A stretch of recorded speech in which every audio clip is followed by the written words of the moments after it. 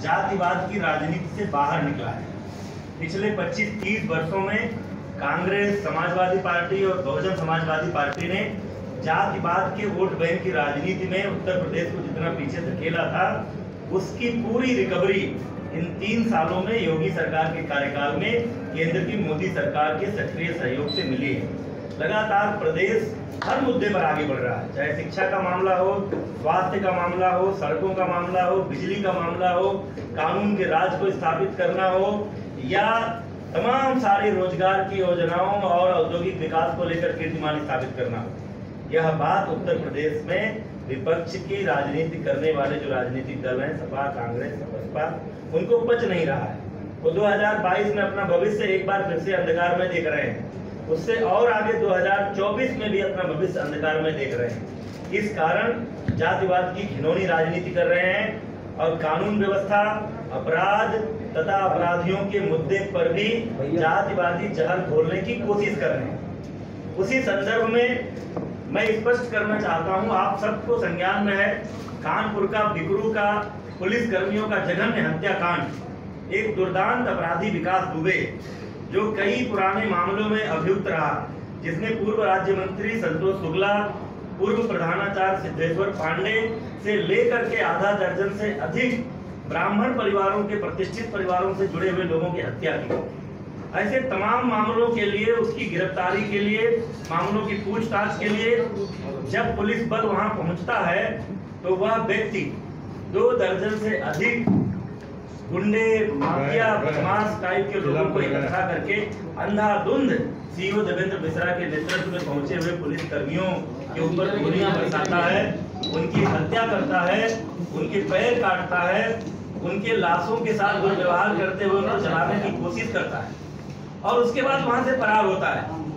यह घटना एक सामान्य घटना नहीं थी, एक सामान्य छोटी मोटी आपराधिक घटना नहीं थी। ये एक तरह से उत्तर प्रदेश की कानून व्यवस्था को खुली चुनौती थी और योगी सरकार जो उत्तर प्रदेश में गुंडागर्दी और भ्रष्टाचार के खात्मे का संकल्प लेकर सरकार में आई थी, उसको यह चुनौती कतई स्वीकार नहीं थी। इसलिए योगी सरकार ने उत्तर प्रदेश में पिछले 3 वर्षों में जो कानून के राज की स्थापना हुई, बड़े बड़े अपराधी या तो उत्तर प्रदेश छोड़कर भाग गए थे, या जमानतें निरस्त करा करके जेल में गए थे, या पुलिस के साथ मुठभेड़ में मारे गए थे। उस योगी सरकार ने इस घटना पर भी त्वरित कार्रवाई की और उस त्वरित कार्रवाई में वह दुर्दांत अपराधी और उसका सहयोग करने वाले अन्य अपराधी भी मारे गए।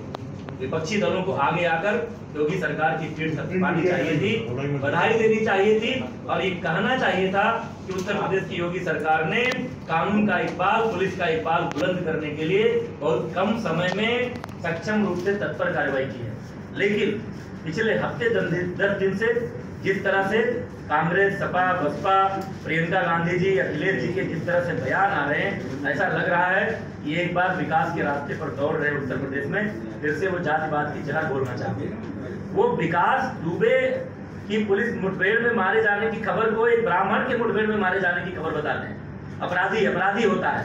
सरकार जब कोई काम करती है, सरकार जब प्रदेश की जनता के हित के बारे में सोचती है तो क्षेत्र और संप्रदाय और जाति के आधार पर नहीं सोचती है। विकास दुबे ब्राह्मण नहीं है, विकास दुबे एक अपराधी है।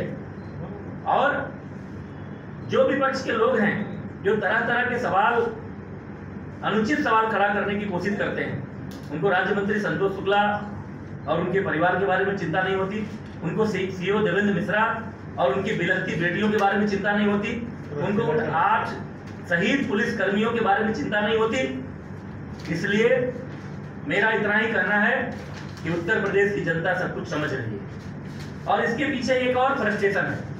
कोविड की महामारी के दौरान जितनी कुशलता से केंद्र की मोदी सरकार ने और उत्तर प्रदेश की योगी सरकार ने जितनी संवेदनशीलता, जितनी गंभीरता, जितनी तत्परता से न केवल इस महामारी के संक्रमण को फैलने से, उसका प्रभाव कम करने से बचाया, न केवल संक्रमित लोगों के तत्परता से इलाज करने की व्यवस्था की।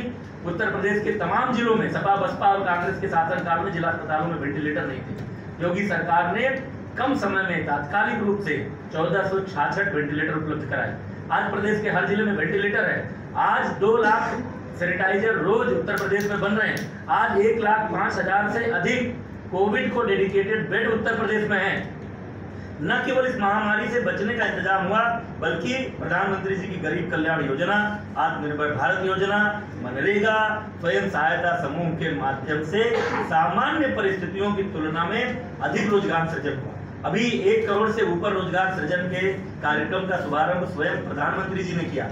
जिस तरह से 1500 से अधिक ट्रेनों को लगा करके 32 लाख से अधिक प्रवासियों को न केवल उत्तर प्रदेश उनके घर सुरक्षित रूप से वापस लाया गया, बल्कि उनको सबको राशन का किट, 1000 रुपया जीवन निर्वाह का भत्ता, और फिर से उनको रोजगार छोड़कर यहाँ आए थे, तुरंत ही उनको मनरेगा और अन्य माध्यमों से रोजगार देने की व्यवस्था की गई।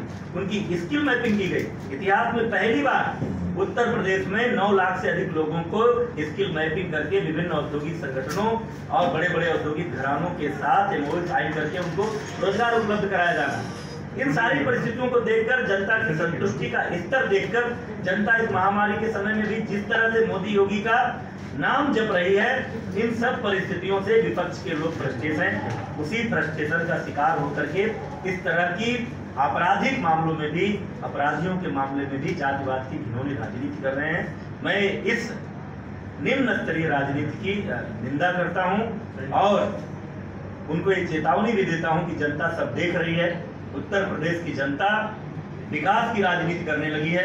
उत्तर प्रदेश की जनता योगी सरकार के और हमारे मुख्यमंत्री श्री योगी आदित्यनाथ जी के नेतृत्व में विकास के रास्ते पर आगे बढ़ रही है। जो इस गाड़ी को उसकी पटरी से उतारने की कोशिश करेगा, जो फिर से उत्तर प्रदेश को संप्रदायवाद और जातिवाद की राजनीति में झोंकने की कोशिश करेगा, उसको आने वाले चुनाव में भी जनता सबक सिखाएगी। उनका शुक्रिया। मंत्री जी